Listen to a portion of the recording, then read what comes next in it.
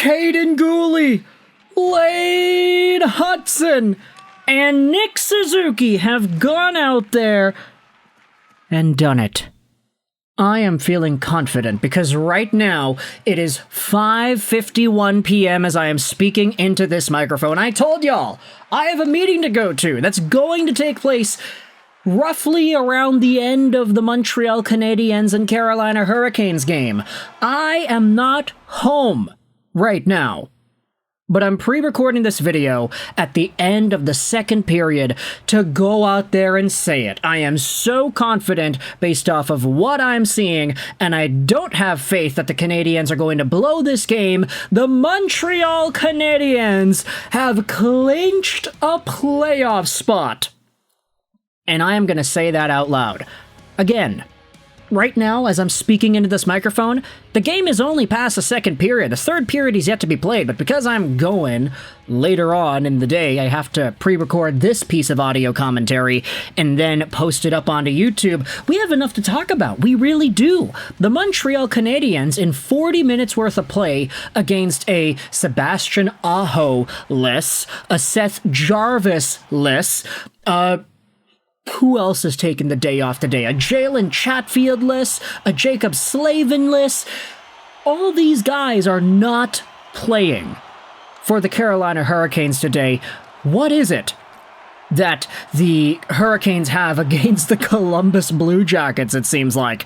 But in a game where Carolina was icing essentially a B-plus team versus their regular A team, Montreal is taking advantage. Montreal has the lead 3-1. If they lose this game in overtime, that's fine. All they need is a point. Get the game to OT, you get the point, you get the clinch. And despite the fact that Carolina was outshooting Montreal for a good chunk of the second period in this game, just the opportunities that the Habs did get, all of the chances and the shots, I mean, they walked out of this second period with only 5 shots on goal, but they had 2 of the goals. And a whole bunch of other opportunities that could have been goals, too. Cole Caulfield, on the rush, off the post. It ends up being a Yuri Slafkovsky penalty. 5-on-3 power play man advantage. Montreal not able to score on either of those. They had opportunities, they had high danger chances, and Kaiden Guhle, even though the first Carolina goal went off of him and in, he scores 2 beautiful goals in this game and gives the Canadiens all they need to push forward and get the clinch. Now, again, I'm speaking into this microphone in a state where I don't even know how the game ends. I'm just going to press public on YouTube when the game is over, and I'm going to feel very confident about them actually being in the playoffs because it's 3-1. They're not going to blow this lead, right? If they do blow the lead, then this video is not going to see the light of day, but that's how confident I am based off of watching this Montreal Canadiens team and this Carolina Hurricanes team. Right now on MoneyPuck.com, even though the deserve-to-win-o-meter is split down the middle 50%, they say that the Montreal Canadiens have a 90% chance of holding on to this game and winning. And that is obviously very, very good. The Habs, if they get a point, they make the playoffs. If they lose this game in regulation, goodness forbid the Hurricanes score 3 unanswered in the third, Montreal's playoff odds would go down 23% to just 60-something total. It would all have to depend on Columbus against the New York Islanders in the next game.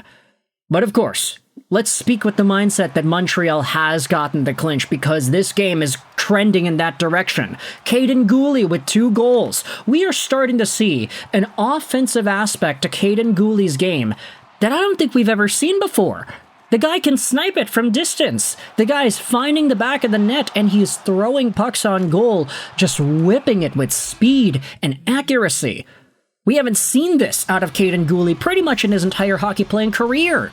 When he was drafted, when he was in the WHL, he was a good two-way, moving, physical force, very good at defense, very good at shutting other people down, but he wasn't really a high-flying offensive guy. He wasn't a sniper from the back end. Now, we're kind of seeing that. This might be some of the best hockey that Kaiden Guhle has ever played in his NHL career, and it is coming at the best possible time. Not to mention the fact that Lane Hutson scored himself an assist on the Kaiden Guhle goal in the second period. Guess what? With that assist, Lane Hutson has now tied Larry Murphy for the single season assist record by a rookie defenseman. And that is absolutely insane. Hutson is literally amongst NHL defenseman scoring prosperity. Most assists in a rookie season by a D-man with 60. Hutson has one more period to go at the time of me talking into this microphone to overtake that record. But even if he doesn't, he still has the tie. That's fine. If he does break the record, then y'all can celebrate about that in the comment section below. But just the fact that he had tied the record in the first place already. Mwah, chef's kiss, beautiful piece of news there. Nick Suzuki also going out there and pulling off some magic because he got himself a goal and an assist in the first two periods of the game. Suzuki has 30 goals and he has 59 assists at the time of me talking into this microphone. Of course, if Suzuki gets an assist in the third period, he'll get 60, he'll do whatever. But 30 goals and 59 assists for 89 total points?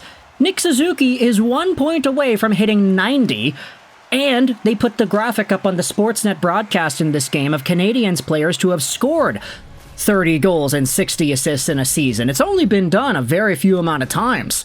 Now, sure, some players have had it multiple times, looking at you, Guy Lafleur, but ultimately Nick Suzuki is so close to putting himself in that upper echelon of Montreal Canadiens point scorers throughout history that we really cannot deny what a talent he is at this point of his NHL career. Nick Suzuki, man, what a boss. A total boss and the captain of this team. The snipe on Pyotr Kochetkov, the patience, the pass from Carrier, and just being able to whip it on goal. I mean, all these goals on Kochetkov so far, absolute laser beams. Kaiden Guhle from far out, Nick Suzuki from the face-off circle. Kochetkov, man, this might be the weakness of him. Long-range shots that just beat him on the upper side of his arms there.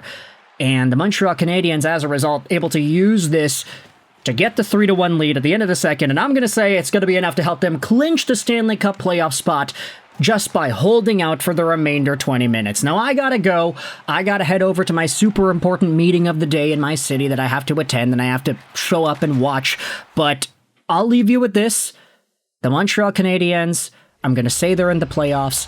I hope to goodness gracious I am right, and they do end up holding on to this lead. At the very least, holding on to get to overtime.